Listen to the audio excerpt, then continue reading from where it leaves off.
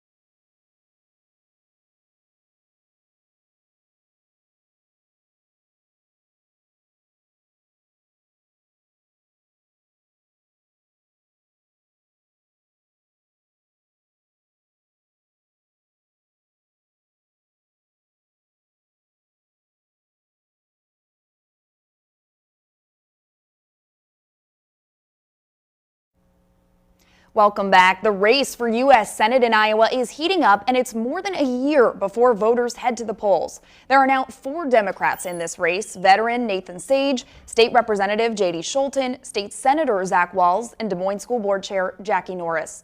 On the Republican side, former State Senator Jim Carlin is challenging incumbent Joni Ernst, though Ernst hasn't announced whether she'll run for re-election. I talked to KCCI political analyst Dennis Goldford about what all of this early interest could mean.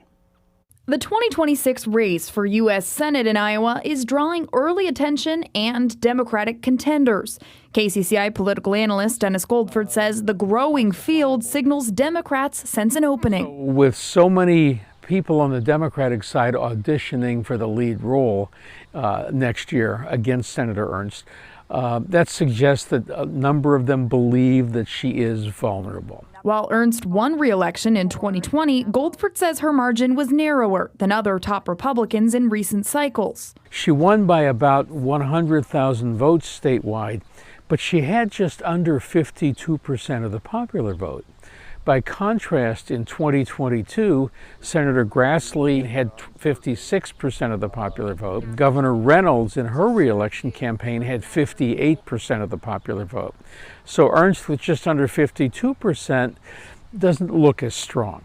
He says political forecasters now rate Ernst's seat as likely Republican, a notch more competitive than past years. That means a slight bit more vulnerability, but still likely is better than toss-up. Among the Democrats, Jackie Norris is running as a mom on a mission. Zach Walz and J.D. Schulten bring legislative experience, and Nathan Sage is highlighting his working-class background. Goldford says Democratic voters are already thinking about who can run the strongest campaign. They'd want to know, okay, who's likely to make the best campaigner, solely in terms of campaign techniques and styles.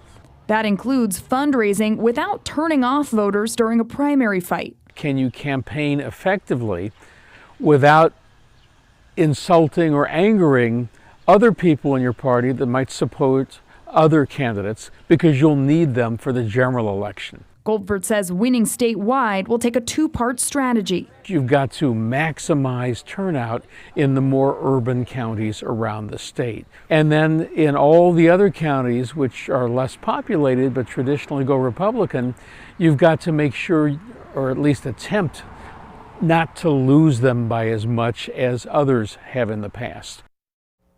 Des Moines School Board Chair Jackie Norris is the latest Iowa Democrat to enter the race. She's a former nonprofit leader, a former teacher, and former chief of staff to Michelle Obama. I sat down with Norris to talk with her about why she's running to be Iowa's next U.S. Senator.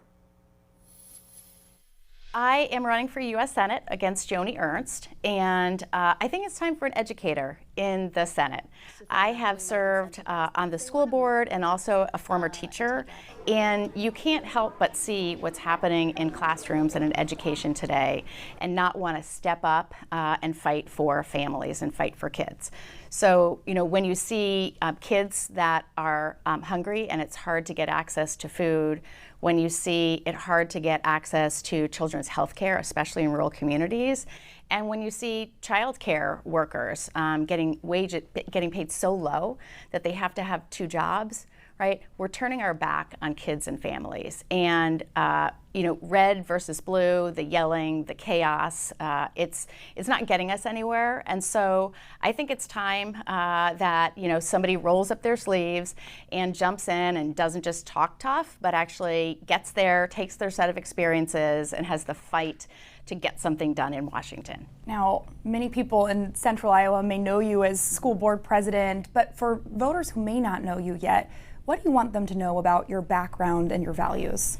I think the most important thing I'd want them to know about me is I'm a mom, and I tell people that not just because that's kind of where my heart lies. I'm the mom of 3 boys, but I'm also somebody who understands how you have to juggle a lot of different things. And I think that's the thing that is really important to remember, that there are a lot of people in this state, not just women, that are juggling both their job, career advancement, and at the same time trying to raise happy and healthy kids. And so that's really important. And so I talk about that a lot because it's not easy. I also would want people to know I'm a small business owner. I've had a small business for 5 years. It's really hard. I mean, I jumped into owning a small business and I did not think it was going to be that hard. So I give incredible respect to people that are doing it every day, because the fear of not making payroll or trying to figure out how you stay competitive and provide healthcare benefits and workplace flexibility, it's a lot. And so I want people to know that about me. I've led large nonprofits. And I've worked in politics, right? So I've worked for Barack and Michelle Obama. I've also worked for the George H.W. Bush family at Points of Light. And so that to me is really important, because at the end of the day, what I want people to know is I just want to get stuff done. And I don't care about labels. It really doesn't matter. That's not how we talk here. We just talk about what's the problem and how are we going to tackle it. And that's the approach I want to bring, and that's what I want people to know about me. If you are elected to the U.S. Senate, what are your top 3 priorities? Yeah, I think we have to think about our families. So the pressure, I think our families are in crisis. There's economic pressure, again, whether it's childcare, the affordability, if you can even find it, the access issue is a significant issue that has to be talked about. I also think housing is very difficult to afford here. Most people are struggling to afford it. Some families actually aren't able to buy homes until they're in their mid-30s. And those are 2 real things. I think we also have to talk about mental health. Our kids and families are struggling. Our young people, the increase in anxiety, depression, cell phone addiction, those things are real. And if we don't provide more mental health services, more well-paid caregivers to support those young people, that will be pervasive and will continue to follow us and put a lot of stressors on the healthcare system. So those are just two things that I am very passionate about and want to talk about and bring to the United States Senate. You are entering a now pretty crowded primary. What sets you apart from your Democratic opponents? Yeah, you know, my experiences have informed the way I think about policy. And so when I think about being a small business owner, I think about exactly what that person is thinking, right? So every time the annual review comes around and you're talking about a wage increase, you're thinking about, okay, how am I going to afford that? I'm always thinking about, you know, what are the benefits costs and how is that going to increase? And, you know, are my services, are they keeping up with expenses? So I'm always thinking about that. And that's just one example, but I'm going to bring my whole self to this campaign. And so all of the experiences I have allow me to, I think, connect with people. And at the same time, I just want to go out there and listen to people. I think we don't do enough of that, right? And the stories are what informs policy. So when somebody sits down and talks to you about whether it is access to childcare, whether it's the fact that there are kids in a mental health crisis and there's no place for them to bring their child, those things matter. And so I'm going to take my set of experiences that as a mom, right, a military mom, you know, small business owner, nonprofit leader, somebody who's worked in government, an educator, and I'm going to bring all of that to this race and to the conversation because I think it is really important and valuable to bring that experience to bear. What will your campaign look like now that you're launching? You've got a little less than a year into the primary. Yeah. How do you plan to, you know, introduce yourself to Iowans all across the state? You know, I think the most important thing I want to do is show up. You know, showing up is a sign of respect. Showing up is saying, I'm here to learn, I'm here to listen. You know, sure, I need to introduce myself to people and I want them to learn about me.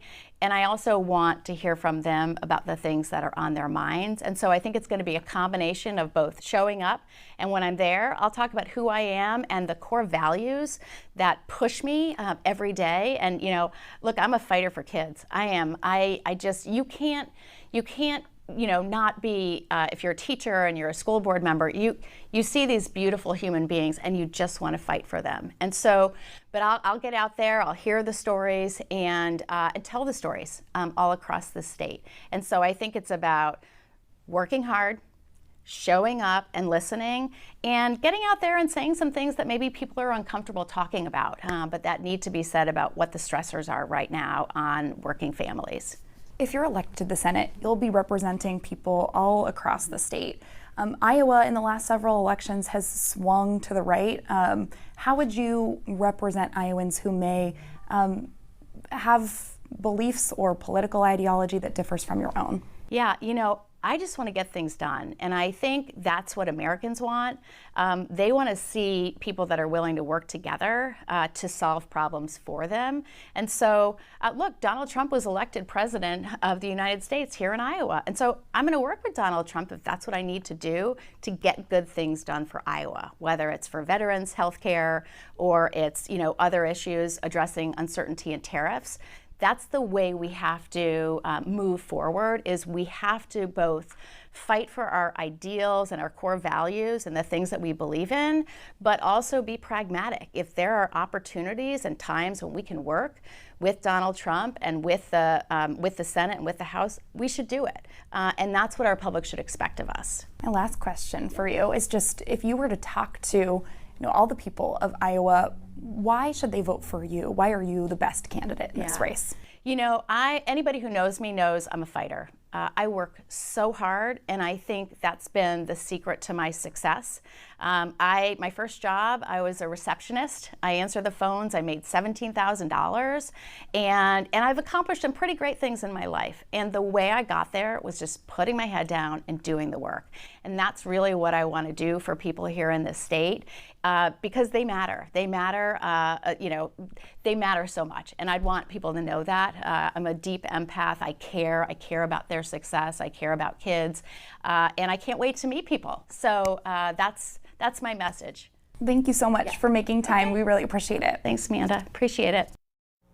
Still to come on Close Up, we turn to one of Iowa's most competitive U.S. House races. Why Waukee Democrat Xavier Kerrigan wants to represent Iowa's 3rd District and why he says his working class status sets him apart.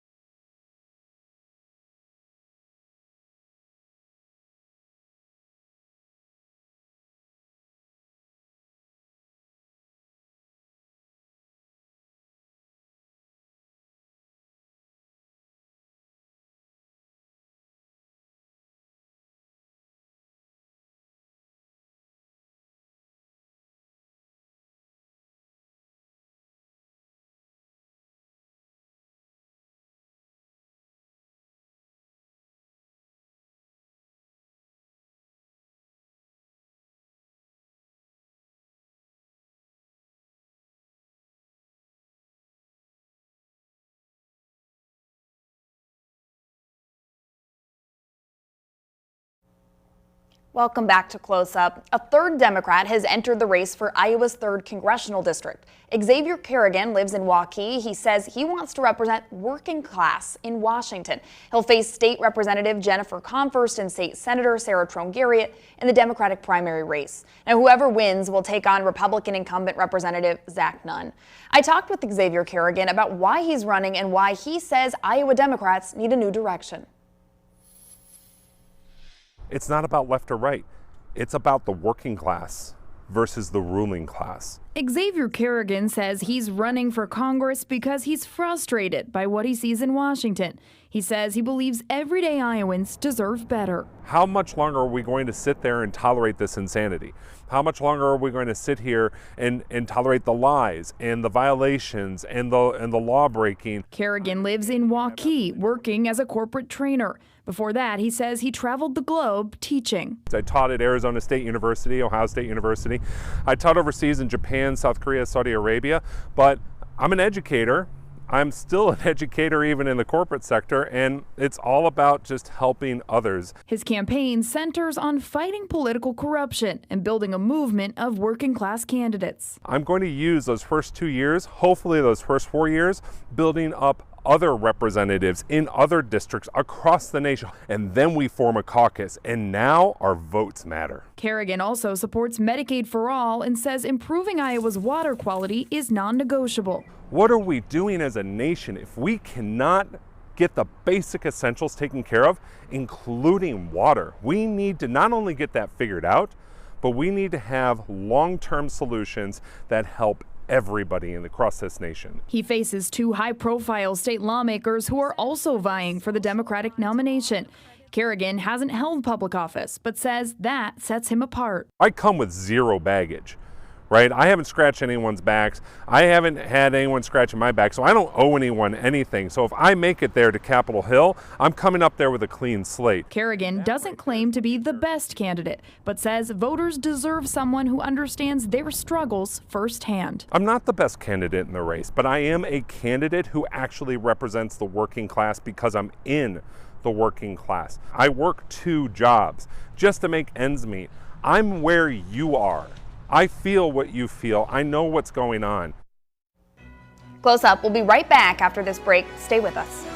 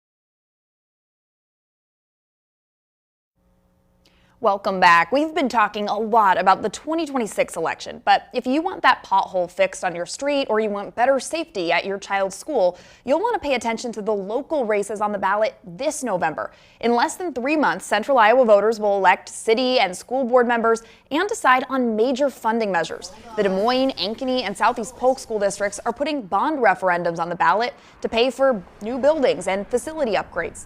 Polk County Auditor Jamie Fitzgerald says local officials are the ones who live in your community and often have the biggest impact on your life. You're going to see your school board member in the grocery store. You're going to go to a football game and see the mayor. These are folks that are making some huge decisions for you and that we really want you to get to know. And we'll continue covering those races as well. Thanks for joining us for KCCI 8 News Close Up. We'll see you back here next Sunday. Have a great day.